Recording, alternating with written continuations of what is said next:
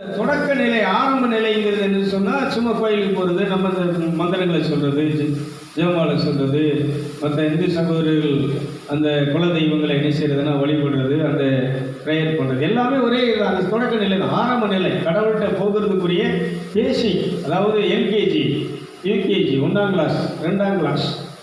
அதனால நீ சாகிறது வரைக்கும் 1ஆம் கிளாஸ் 2ஆம் கிளாஸ்லேயே நீ இருக்கிறது. ஆரம்ப நிலையில் இருந்தோம். ஆரம்ப நிலையில் என்ன செஞ்சோம்? கோயிலுக்கு போனோம், திருவிழா பார்த்தோம், திருவிழா கொண்டாடணும், அங்கே பிரார்த்தனைகள் பண்ணோம், நவநாள் பிரார்த்தனைகள், மன்றாட்டுகள், இதெல்லாம் நினைச்சுன்னா ஓகே, நல்லது, நல்ல விஷயங்கள். ஆரம்ப நிலை பேசி இது சொல்கிறாரு. அடுத்த பகுதிக்கு நீ போ அப்படிங்கிறாரு. பார்த்து வாசி பார்ப்போம். தவறினவர்கள் மனம் திரும்பி புதுப்பிக்கக்கூடியது கூடாத காரியம். ஏனெனில் அவர்கள் சர்வேஸ்வரனுடைய பிதாவாகிய தேவனுடைய கடவுளுடைய குமாரனை மறுபடியும் தங்களால் ஆன மட்டும் சிலுவையிலே அறைந்து அவமான கோலமாக்குகிறார்கள். எப்படி இதே இதில் இருந்தாங்கன்னா சும்மா அப்படியே ஜெபத்துக்கு போகிறது, கோயிலுக்கு போகிறது, கோயிலில் போய் இவங்க நேர்ச்சிகளை பண்ணுறது, எங்களுக்கு சொத்தத்தா, சுகத்தத்தா, வீட்டத்தா, அது வேணும் இது வேணும், அப்படி இந்த ப்ரேயர், ஆண்டவரே ஆசீர்வதியும் ஆசீர்வாதத்தா, இதெல்லாம் என்னதுன்னா பேசி ஆரம்ப நிலைகள். இதிலே நீ இருந்தன்னு சொன்னால், இதிலே வாழ்ந்தன்னு சொன்னால் கடவுளை நீ என்ன செஞ்சுட்டு இருக்கிற? அவமானப்படுத்திட்டு இருக்கிற. ஏன்னா இந்த கடவுள் ஒரு திட்டத்தை என்ன செஞ்சிருக்கிற வைத்து, அந்த திட்டத்தின்படி யார் அனுப்பியிருக்கிறாருன்னா இயேசுவை அனுப்பியிருக்கிறார். கீழே விட்டதுலேருந்து வாசி பார்ப்போம். ஒவ்வொரு கிறிஸ்தவனும் உணர்ந்து கொள்ளத்தக்க இரண்டு பிரதான புத்திமதியை சொல்ற. 2 பிரதான புத்திமதிகள் யாவன? ஒன்றாவது, ஒருவான் ஞானசான். அந்த கோயில் இப்போ நம்மளை சின்ன பிள்ளைகளை ஞானசான் கொடுக்குறதா இருந்தாலும் சரி, கொஞ்சம் இப்போ பெரிய ஆட்களை இந்துக்களுக்கு ஒரு 20 வயசு 30 வயசு உள்ள ஞானசான் கொடுத்தல். பரம ஒளியினால் தொடங்கப்பட்டு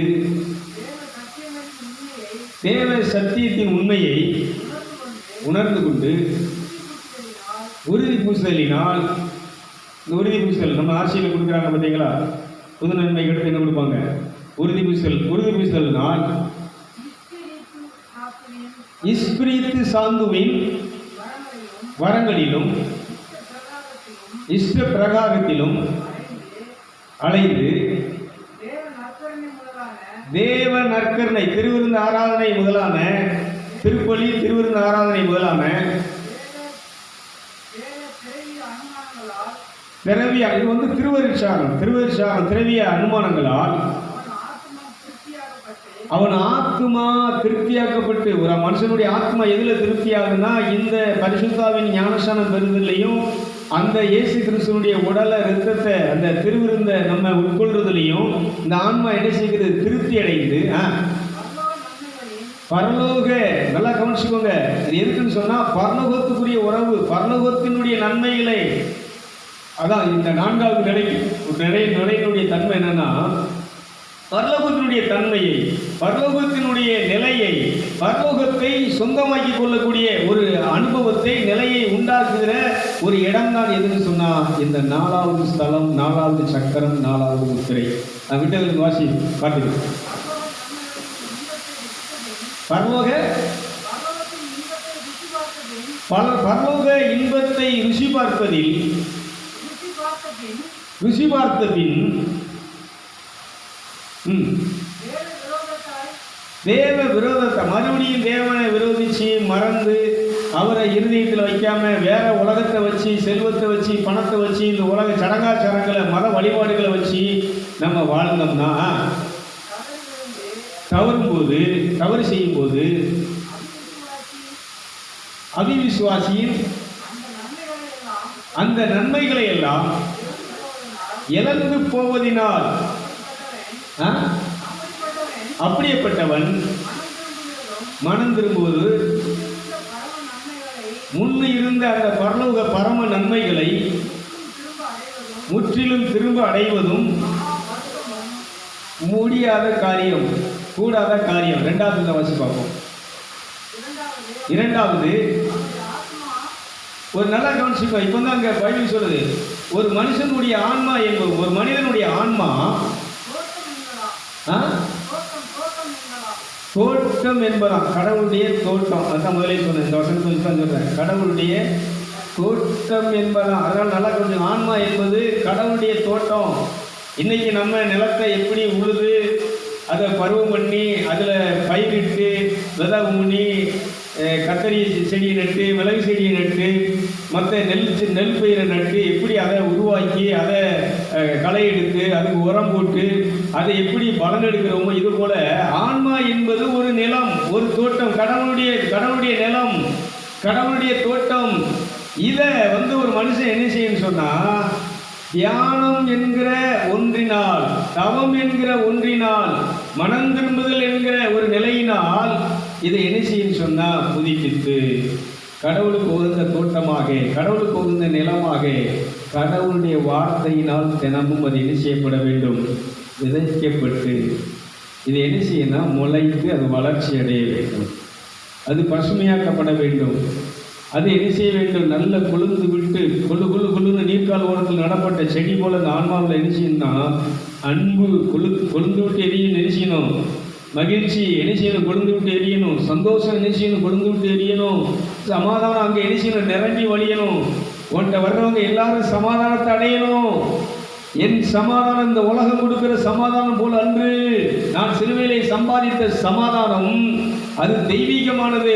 துக்கத்தில் இருக்கிறவர்களை, துயரத்தில் இருக்கிறவர்களை சந்தோஷப்படுத்தி, ஆறுதல்படுத்தி, காயப்பட்டவர்களுடைய காயங்களை ஆற்றி, நிம்மதி இல்லாதவர்களுக்கு நிலையான நிம்மதியை, சந்தோஷத்தை கொடுத்து வாழ வைக்கின்ற அந்த அன்பை இங்கே என்ன செய்ய வேண்டும், மரமாக கனியாக என்ன செய்யணும்னா வளரச் செய்து, அதை என்ன செய்யணும்னா படரச் செய்து, எல்லாத்துக்கும் அதை என்ன செய்யணும், உட்கொள்ளும்படி கொடுத்துட்டு இருக்கணும்.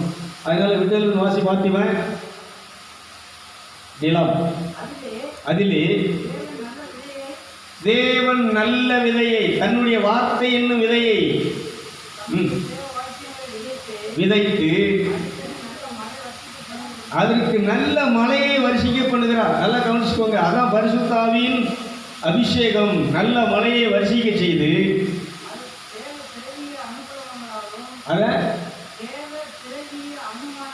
தேவ திரவிய அனுமானங்களாலும்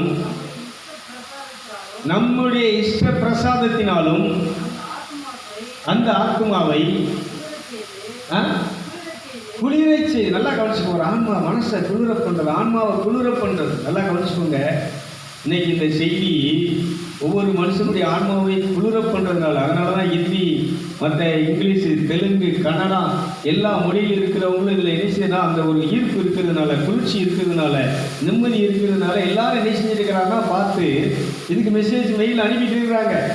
அதனால இந்த வார்த்தைகள் என்ன செய்யணும்னா, ஒரு மனுஷனுடைய காயங்களை ஆற்றி, கஷ்டத்தை நீக்கி, வியாதியை குணமாக்கி, தன் வார்த்தையை விடுத்து அவர் என்ன செய்யறாங்கன்னா குணமாக்குறார். இந்த செய்தியை கேட்கும் போதே ஒரு நோய் குணமாகும், ஒரு சாபம் நீங்கும், உன் பாவம் என்ன செய்யும், தொலைந்து போகும், உன்னுடைய வாழ்க்கையில் இருக்கக்கூடிய துயரங்கள் நீங்கி, கஷ்டங்கள் நீங்கி, வறுமைகள் நீங்கி, தரித்திரம் உன்னை செழிப்பாக்கக்கூடிய, உனக்கு சேமத்தை, ஆசீர்வாதத்தை, சமாதானத்தை கொடுக்கக்கூடிய ஒரு இடம் எதுன்னு சொன்னா ஆன்மா, இந்த இருதயம்.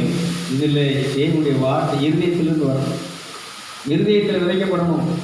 மைண்டில் விதைக்கப்பட்டிருக்கு, மைண்டில் மனுஷன் படிச்சுட்டு இருக்கிறான். அதனால இன்னைக்கு சுவிசேஷம் என்பது ஒரு இருட்டை வெளிச்சமாக்குற ஒளி. பகவானை பேசி இந்த சுவிசேஷமாகிய ஒளி நம்முடைய இருட்டை வெளிச்சமாக்குது. இந்த ஆரம்ப நிலையிலிருந்து, ஆரம்ப ஸ்டேஜிலிருந்து எல்லாரும் எடுத்துக்கோங்க, எல்லா மதத்தவரையும் எடுத்துக்கோங்க. எங்கே இருக்கிறாங்க? ஆரம்ப சரிதான். ஏன் எங்கள் சபைக்கு வந்துருங்க, இன்வெஸ்டன் எடுத்துருங்க, 10 ரூபா காணிக்க கொடுத்துருங்க. 10 ரூபா கொடுத்தீங்கன்னா உங்களுக்கு நிறைய ஆசீர்வாதம் நிச்சயம். ஆண்டவர் வானதும் தருது, உங்களை ஆசீர்வதிப்பார், பணம் தருவார். நீ 1 லட்ச ரூபா கொடுத்தனா உனக்கு 10 லட்ச ரூபா கொடுப்பார். 10 லட்ச ரூபா கொடுத்தனா, காணிக்க தசமா கொடுத்தனா உனக்கு என்ன செய்வார், 10 கோடி கொடுப்பார். இப்படி இந்த ஆரம்ப ஸ்டேஜை இன்னைக்கு நம்மகிட்ட விதைச்சி நம்மளை பூரா எங்கே வச்சிருக்கிறாங்கன்னு சொன்னால், அந்த மேலுலகத்தோடு இல்லாமல், தொடர்பு இல்லாமல், கடவுளுடைய கம்யூனிகேஷன் இல்லாமல், கடவுளை பார்க்க முடியாமல், கடவுள்கிட்ட பேச முடியாமல், கடவுள் பேசுகிறத நம்ம கேட்க முடியாமல் நம்மளை என்ன செஞ்சுட்டாங்கன்னா, இந்த 1ஆம் கிளாஸில் எல்கேஜிலே யூகேஜிலேயே வச்சுருக்கிறாங்க. நீ எல்கேஜியில் யூகேஜியில் இருக்கிறது வரைக்கும் இந்த பிள்ளைகள் எப்படி டாக்டராக போவோம், எப்படி இன்ஜினியராக போவோம், எப்படி கலெக்டராக போகுமா? யூபிஜியில் இருக்கிறவங்க கலெக்டராக போக முடியுமா? எல்கேஜியில் இருக்கிறவங்க கலெக்டராக போக முடியுமா? நீ கடவுளாக மாறணும்னா கடவுளுடைய தன்மை, கடவுளுடைய பாவனை, அந்த தேவனுடைய ஐஸ்வர்யங்கள், ஆசீர்வாதங்கள் உனக்குள்ள வரணும்னா இந்த எல்கேஜி யூபிஜியை தாண்டி நீ எங்கே வரணும் சொல்லுங்க? அடுத்த கிளாஸுக்கு போகணும். என்ன செய்யணும்? 10th +2 காலேஜின்னு போய் அதுக்கப்புறம் என்ன இருக்குது? ட்ரைனிங். இப்போ விஜய் சொல்லியிருக்கிறாரு, டீச்சர் ஏற்கனவே இருக்கக்கூடிய டீச்சர் கூட அந்த எக்ஸாம் பாஸ் பண்ணி தான் என்ன செய்ய முடியும்? வேலை பார்க்க முடியும். இந்த எக்ஸாமில் அட்டென்ட் பண்ணி என்ன செய்யணும்? சரியா? அதனால் ஒவ்வொரு துறையிலையும் அந்த எக்ஸாம் அட்டன். இதுக்கு தான் தியானம். இப்போ இது ஆரம்ப ஸ்டேஜை விட்டு அடுத்து நீங்கள் கேட்பீங்க, இதுதானே கோயிலில் சொல்லி கொடுக்குறாங்க, இதுதானே கோயிலில் நடக்கு, இதைத்தானே நம்ம பண்ண முடியும், இது ரைட்டு. இப்போ அடுத்த ஸ்டேஜ் என்னன்னு சொன்னால், நீ உட்கார்ந்து தியானம் பண்ணுவது, தவம் பண்ணுவது, தொழுகை பண்ணுவது, இருதயத்திலிருந்து கடவுளோடு நீ இணைச்சதுன்னா தனிப்பட்ட ரீதியாக உறவாடக்கூடிய. கடவுளே, நீ இல்லாமல் நான் என்ன செய்ய மாட்டேன், போக மாட்டேன். நீங்கள் என்ன செய்யணும்னு சொன்னால் கவனிச்சிங்கன்னா, மிட்டாய் கடையில் போய் எனக்கு நகை வேணும்னா கிடைக்குமா? சொல்லுங்க. மிட்டாய் தான் கிடைக்கும். நகை அடிச்சா, தங்கம் அடிச்சாக்கு கிடைக்க. இது மாதிரி பரலோகத்தினுடைய வாசனை, பரலோகத்தினுடைய வாழ்வு, பரலோகத்தினுடைய உறவு ஐக்கியம் வேணும்னா அதுக்குரிய வழிபாட்டு முறைக்கு நீ நிச்சயம் கடந்து செல்லணும். தொடக்க நிலையிலிருந்து, ஆரம்ப நிலையிலிருந்து அடுத்த ஸ்டேஜுக்கு, அடுத்த நிலைக்கு நம்ம என்ன செய்யணும்? போகணும். இதுக்கு மதத்துக்கு போக வேண்டிய அவசியம், மதம் மாற வேண்டிய அவசியம். நீ எந்த நிலையில் இருக்கிறியோ அந்த நிலையிலிருந்து படைத்த இறைவனை, ஒன்றான மெய் தேவனாகி அவரை நீ என்ன செய்ய வேண்டும்? அழைக்க வேண்டும். கடவுளே, இருதயத்தை நான் உனக்கு மட்டும் வச்சிருக்கிறவா, நீ வராமல், நீ இல்லாமல் நான் இந்த இடத்த விட்டு என்ன செய்ய மாட்டேன், போக மாட்டேன். இங்கடிக்கிலே பட்டினியாக கிடந்து செத்துருவனே தவிர, ஆனால் நீ இல்லாமல் என்ன செய்ய மாட்டாங்க. நீ இல்லாமல் என்னால் வாழ சொல்லுங்க. உம்மை பிரிந்து வாழ முடியாதையா இசையா, இசையா, இசையா, இசையா. நடந்தாலும் படுத்திருந்தாலும் என்னை சூழ்ந்து உள்ளே, நடந்தாலும் படுத்திருந்தாலும் என்னை சூழ்ந்து உள்ளே. என் வழிகளெல்லாம் நீரறிவி, என் வழிகளெல்லாம் நீரறிவி. எல்லாம் உன் திருவே ஐயா, எல்லாம் உன் திருவே. உம்மை பிரிந்து வாழ முடியாதையா இசையா, இசையா. என்ன பண்ண? உன்னை பிரிஞ்சு வாழ முடியாதாப்பா. என்னை வழி நடத்துவாயாக, என்னை வழி நடத்தும். எனக்கு துணை நீர்தான், என் கோட்டை நீர்தான், என் அரண் நீர்தான், என் பாதுகாப்பு. இதை நீ என்ன செய்யணும்? இதை சங்கீதம் 91 சொல்றாரு, நீரே என் கோட்டை, நீரே அரண், என் பாதுகாப்பு என்று அவன் என்னை நோக்கி கூப்பிடுவான். நான் அவனுக்கு துணையாக இருந்து வாரை அவனை அணுகாதபடி, துன்பம் அவனை நெருங்காதபடி நான் அவனோடு இருந்து அவனை என்ன செய்வேன்? பாதுகாத்து அவனை வழி நடத்துவேன். சிங்கத்தின் மேலும் பெரிய பாம்பின் மேல் நடந்தாலும் அது அவனை என்ன செய்யாது? சேதப்படுத்தாது, அணுகாது. இது ஆன்மீக வாழ்க்கை, இறைவனோடு நெருங்கி தொடர்பு கொள்கிற வாழ்க்கை. இந்த 5வது நிலையை தாண்டிய ஒரு வாழ்க்கை. இப்போ 6வது நிலைக்கு போவோம். 6வது படி. 5வது நிலை இறைவனோடு சஞ்சரித்தல், உறவாடுதல், அவர்கிட்ட பேசுறது, அவர் பேசுறது நம்ம கேட்குற நிலை எதுலன்னா இருதயத்தில். இப்போ 6வது சக்கரம், 6வது முத்திரை, தொண்டை குழி. இந்த தொண்டை குழின்னு வார்த்தை. இன்னைக்கு வள்ளலார் எடுத்துக்கோங்க, மற்ற ரிஷிகள் எடுத்துக்கோங்க, மகான்கள் ஒரு வார்த்தை சொன்னால் அப்படியே நெஞ்சிரும். ஐயோ நாசமா பீரோன்னு சொன்னால் நெஞ்சிருவான். அவன் நல்லா இருக்குன்னு வாழ்த்தி ஆசீர்வதிச்சானா எப்படி இருப்பாங்க? வார்த்தை. கடவுள் இயேசுநாதர் தன் வார்த்தையை விடுத்து அவர் என்ன சொன்ன? ஒரு வார்த்தை சொல்லும் ஐயா, 100க்கு அதிபதி சொல்றான். இருதயத்திலிருந்து வரக்கூடிய வார்த்தை, அதான் சொல்றல, அந்த மண்ணை அள்ளி பொண்ணாக்கும். எல்லாம் நீ கவனிக்கணும். நீ என்ன சொல்றியோ அதை என்ன செய்யும்? நடக்கும். வார்த்தை, வார்த்தை என்னும் வாள். இந்த இறை வார்த்தையை கொண்டு தீமை அழிப்பது, தீய சக்திகளை அழிப்பது, நடக்க பண்றது. இது அப்போஸ்தலர்கள், புனிதர்கள், மகான்கள், ரிஷிகள், சித்தர்கள், நபிமார்கள் என்ன செஞ்சாங்கன்னா, இந்த 6வது நிலையில் இருந்து என்ன செஞ்சாங்கன்னா ஒரு வார்த்தை தான் சொல்லுவாங்க. அது அப்படியே நடக்கும். ஐயோ ஒரு வார்த்தை சொன்னால் போதுமே, அப்படியே நடக்குமையா. அப்போஸ்தலர்கள் சொன்ன வார்த்தைகளை தேவன் அற்புதங்களினாலும் அறிகுறிகளினாலும் உறுதிப்படுத்தினார். கைதுகளை பார்ப்போம், நல்ல கருத்தை குறிச்சு. அப்போ அந்த தொண்டை 6வது நிலை, 6வது வாசல், 6வது சக்கரம் என்று சொன்னால் வார்த்தையை பயன்படுத்துறது. அதனால இன்னைக்கு இஷ்டத்துக்கு நாய் வளைச்ச மாதிரி என்ன செஞ்சுருக்கோம்னா கழிச்சுட்டே அலையணும், திட்டிக்கிட்டே அலையணும், முனைக்கிட்டே அலையணும், முறுமுறுத்துக்கிட்டே அலையணும், அழுதுகிட்டே அலையணும், புலம்பிக்கிட்டே அலையணும். ஆனால் ஞானிகள் என்ன செய்ய மாட்டாங்கன்னா, வீணான வார்த்தைகள் என்ன செய்ய மாட்டாங்க, பேச மாட்டாங்க. அவங்க மௌனமாக இருப்பாங்க.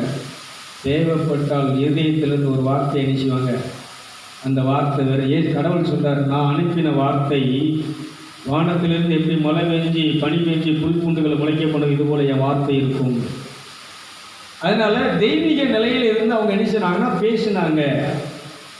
இது 5வது நிலை, 5வது படி, 5வது வாசல். 6வது நிலை, 6வது படி எதுன்னு சொன்னால் இந்த புருவ மத்தி, ஞானக்கண், நெற்றிக்கண், அகக்கண்.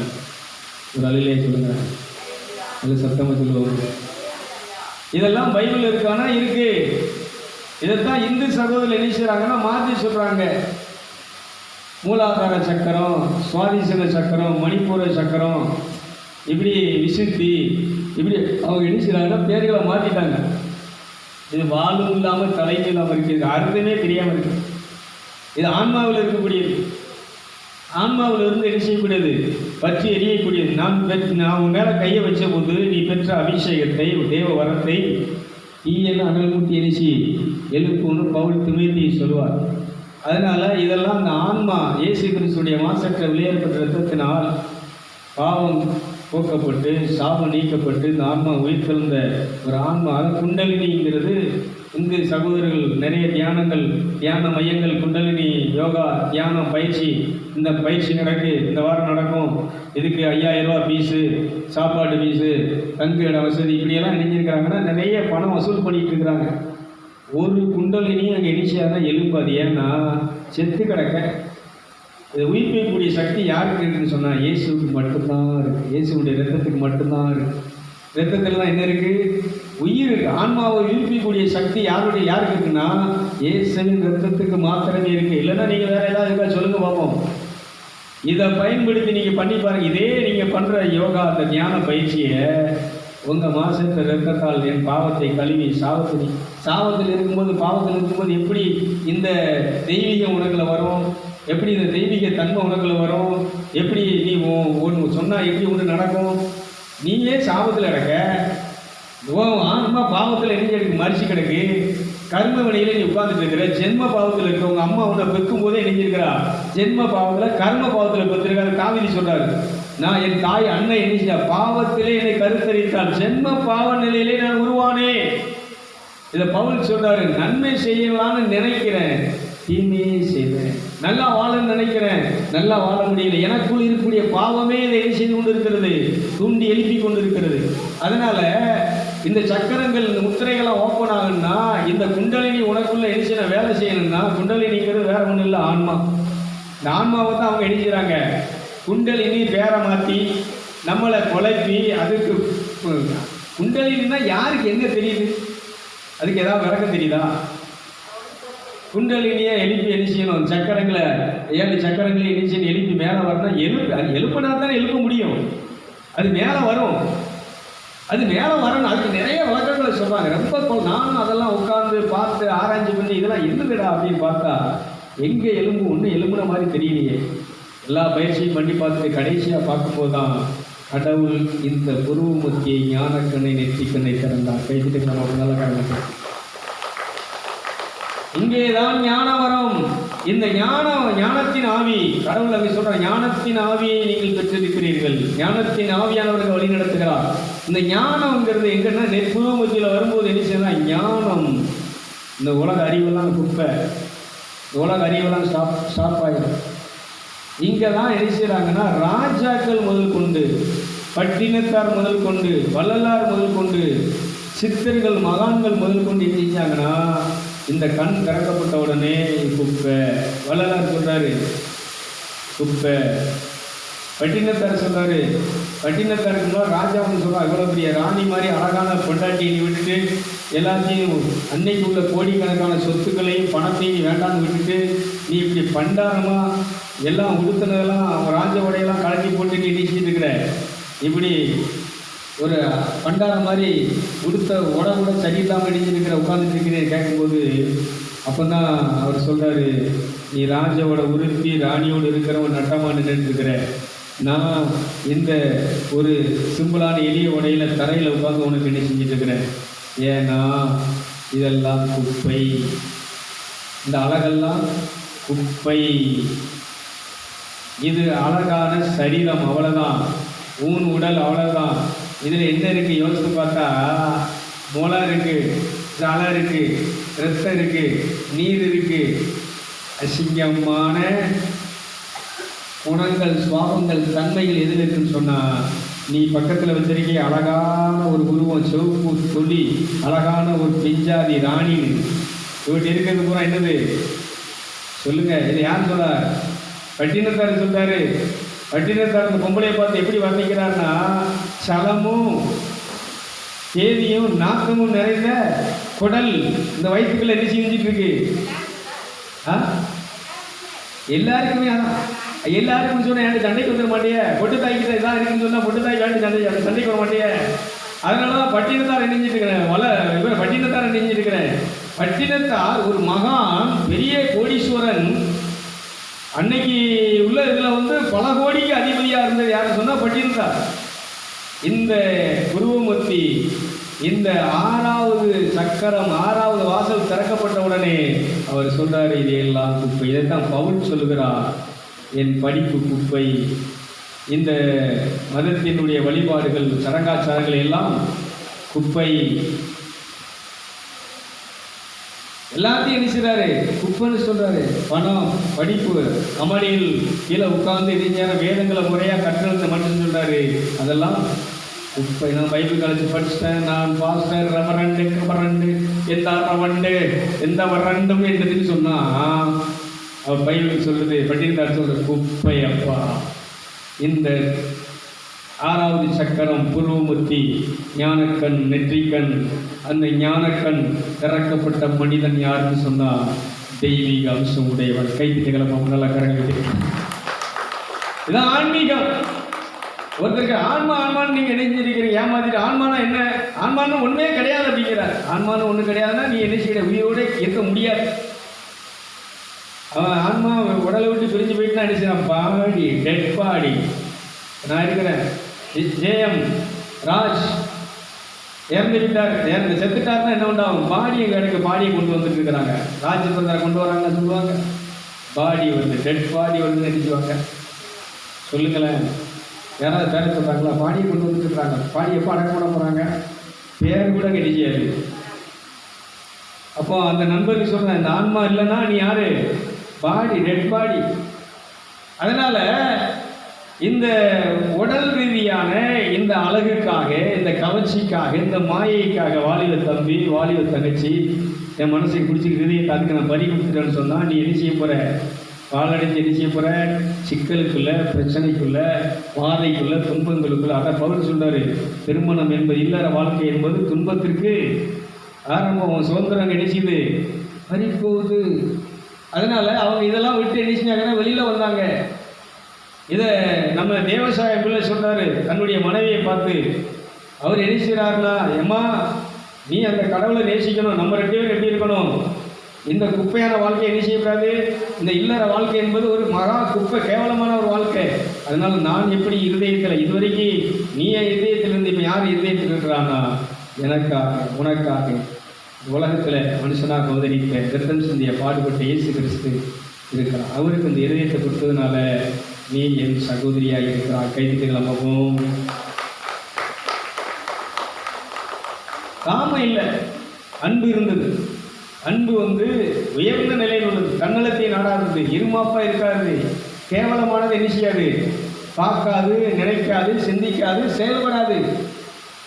அதனால இந்த நீ 3 சக்கரத்தில் இருக்கிற வரைக்கும், இந்த மூலாதாரத்தில் இருக்கிற வரைக்கும், இந்த சுவாதிசனத்தில் இருக்கிற சுய எண்ணங்களில், சுய விருப்பத்தில், ஆசையில் இருக்கிற வரைக்கும் நீ கட்டப்பட்டு இருக்கிறாய். பாவத்திலே கட்டப்பட்டு இருக்கிறாய், சாபத்திலே கட்டப்பட்டு இருக்கிறாய். இதெல்லாம் தாண்டி 4வது சக்கரத்துக்கு நீ வரும்போது, வாசலுக்கு வரும்போது இருதயம் தூய்மையாக்குகிறது. இருதயம் படைத்தவரை என்ன செய்கிறது, ரிசீவ் பண்ணுகிறது. 6வது சக்கரம் தொண்டைக்குடி. பேசுகிற வார்த்தை ரொம்ப கம்மியாக இருக்கணும். நீ எதை விதைக்கிறாயோ அதை என்ன செய்ய போகிற, வாயில் வச்சுட்டாரு. வாழ்வையும் ஜாமியும் எதில் வச்சுட்டாரு. ஐயோ நோய்க்கு வந்து செத்து போயிடுவோன்னு சொல்கிறாங்களே, செத்து போயிடுவேன், நான் ரொம்ப நாளைக்கு என்ன செய்ய மாட்டேன் சொல்லிகிட்டே இருந்தேன்னா உனக்கு சாவு தான் வரும். அவருடைய தழும்புகளால் நான் குணமடைகிறேன். எஸ்ஐடி அவங்க என்ன செய்கிறாருன்னா, தீர்க்கதரிசி சொல்கிறாரு, நீ உனக்கு சோழி முடிஞ்சு போச்சு, இன்னைக்கு எல்லாத்தையும் ஓரங்கட்டு, இன்னைக்கு நீ உன் சீட்டை என்ன செய்கிறாரு, ஆண்டவர் கழட்டி நீ மேலே போட்டிதான் அப்படின்னு சொல்லும்போது செவரு பக்கமாய் திரும்பி என்ன செய்கிறாருன்னா தேவனை நோக்கி என்ன செய்கிறாரு, அழுகிறார். தேவனை ஒருங்குண்ட இருதயத்தை அவர் பாதத்தில் என்ன செய்கிறார், தேவன் இறங்கி அவர் கணிச்சினார். 15 ஆண்டை கூட்டி கொடுத்தார். கைது கிளம்பும். அதே தீர்க்கதரிசி அரண்மனை விட்டு தாண்டல திரும்பி ரிட்டர்ன் வர்றாரு. வந்து சொல்கிறாரு, ஆண்டவர் உனக்கு 15 வருஷம் என்ன செஞ்சிட்டாரு, உன் கடமையில் சீக்கிரம் என்ன செஞ்சிரு, செஞ்சு நல்லதை செய்ய வேண்டியதை செஞ்சு, புண்ணியத்தை செய்ய வேண்டியதை செஞ்சு, தான தர்மத்தை செஞ்சு என்ன செஞ்சுக்கோ, அந்த தேவனுக்கு வாழ்க்கைக்கு நினைச்சுக்கோ, உன்னை ஆயத்தப்படுத்திக்கோ. அதனால் சாகிறதுக்கு முன்னாடி, இந்த உடலை விட்டு இந்த உயிர் போகிறதுக்கு முன்னாடி நீ என்ன செய்யாகணும், நல்ல காரியங்களை செஞ்சு இந்த ஆன்மாவை நீ என்ன செஞ்சுக்கணும், ஆதாயப்படுத்தணும். மனுஷனே உலகம் முழுவதையும் நீ ஆதாயப்படுத்தினாலும் இந்த ஆன்மாவை நஷ்டப்படுத்தினா உனக்கு எந்த பிரயோஜனமும், எந்த லாபமும், எந்த புண்ணியமும் இல்லை. ஒரு அழிலே சொல்லுங்களேன், இல்லை சத்தமாக சொல்லுவோங்க. எத்தனை பேருக்கு விளங்குது?